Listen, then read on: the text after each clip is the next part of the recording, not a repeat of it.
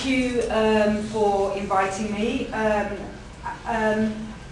These seminars are incredibly important, I think, because they bring together different constituencies for wider discussions. So academics, teachers, policymakers, people with different roles. And I will be talking today about a body of research that I've been doing for a good number of years and some pedagogic ideas, but being able to share it with an audience like this, I think really helps fine-tune the arguments and the debates and move things on.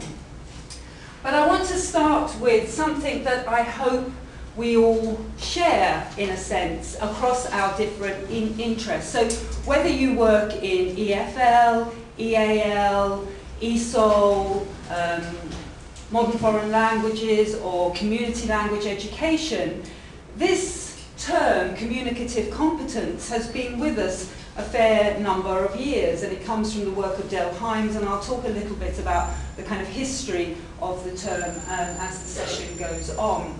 But this idea of communicative competence has been central in our pedagogy, in informing the way we work with language, the way we teach language, has been there since really the 60s and the 70s, when Del Hymes challenged Noam Chomsky's idea that we should only be paying attention to linguistic competence and correctness. In other words, that language, what we use language for, is communication. And many people have taken up this work, obviously, and written about it in scholarly ways. And one definition here talks about communicative competence. A definition of communicative competence is about appropriateness, appropriate for a given group of learners, and it should reflect socio-cultural context of language use. So here the idea of communicative competence is linked to context, culture, normative ways of behaving and using language in social context. So language use should, the way we are teaching languages, should somehow reflect the way people are using languages in the wider community, in different contexts.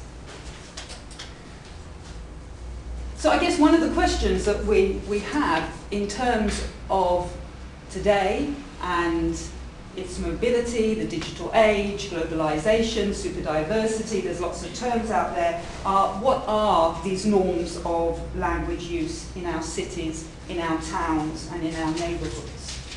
So part of, I think, what I'm suggesting today is that we need new data sets, really, for capturing that linguistic diversity in the spaces that we all live and work in. So as I said, just to give it some history, this term communicative competence has been around for many years, and Del Hymes defined it around possibility, feasibility, appropriateness, and whether it's actually performed. I won't go through each of these now, but it is that third one there that's been really taken up, particularly by language teachers. It's the idea of what is appropriate language use given the social context. And Del Hymes said the acquisition of such competency is of course fed by social experience, needs and motives and issues in action that is itself a renewed source of motives, needs and experience. That is, it doesn't say static, it's dynamic, it varies, it changes. And but this idea of appropriateness has really kind of fed into our curriculums and our pedagogy. So I'd like to start with a short extract from a BBC documentary. Some of you may have seen this. It's around a minute long. We're going to be introduced to Graham, who lives and works in Bradford. And Graham is in, you'll see him in conversation with Mr. Khan, who's his client. Graham is a builder, and he's working with Mr. Khan to change what was a nightclub into a madrasa. And what I want you to look at here is Graham's language use.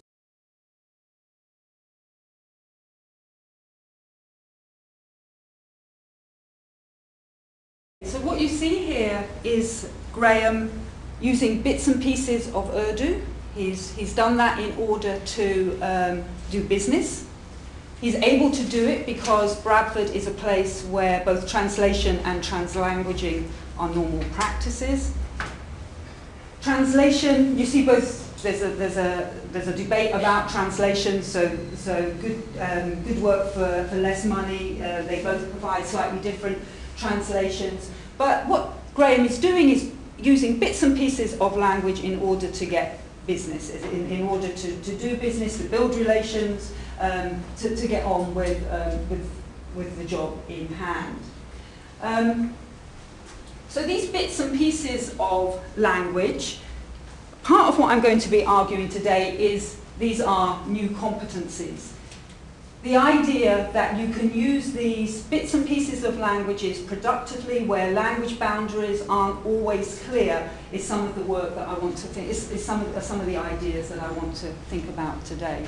And across our multilingual speakers, what we see is this kind of language use, language creativity, where the boundaries between, say, Urdu and English are sometimes brought into play and are other times dissolved.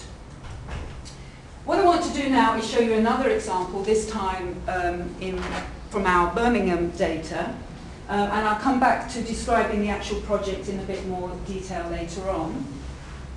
But you're going to meet one of our key participants. Her name is Parneet, and her mother.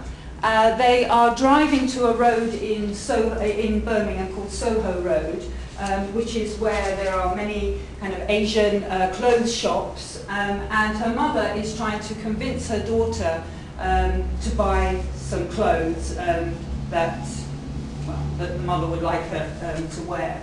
So we'll just listen in to that. I've got a pink one, but I don't really like pink. No, it's not pink, yeah. It's and I'm really nice.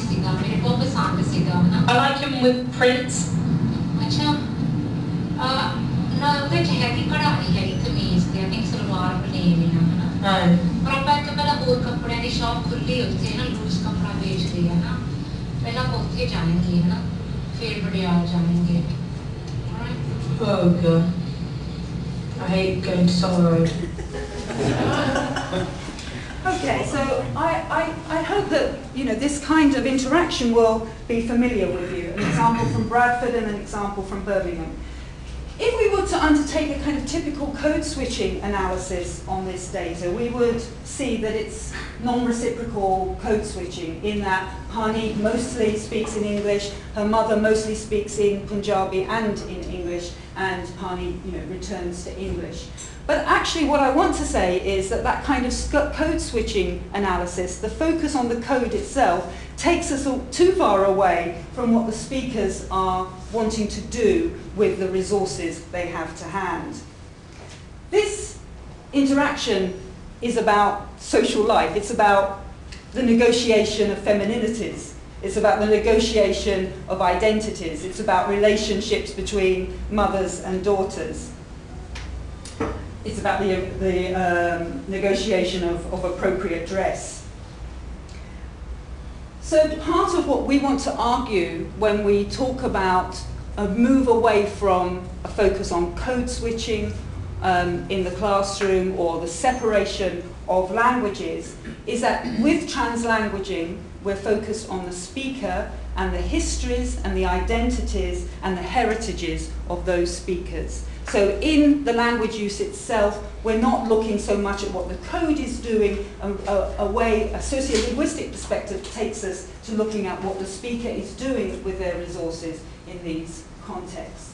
So so far we've looked at two extracts from outside of the classroom, and in the presentation we're eventually going to come to the classroom and think about the relevance of these interactions outside the classroom in terms of the classroom. Because if we go back again to think about what communicative competence is, one of the definitions is to think about it reflecting norms of use outside of the classroom.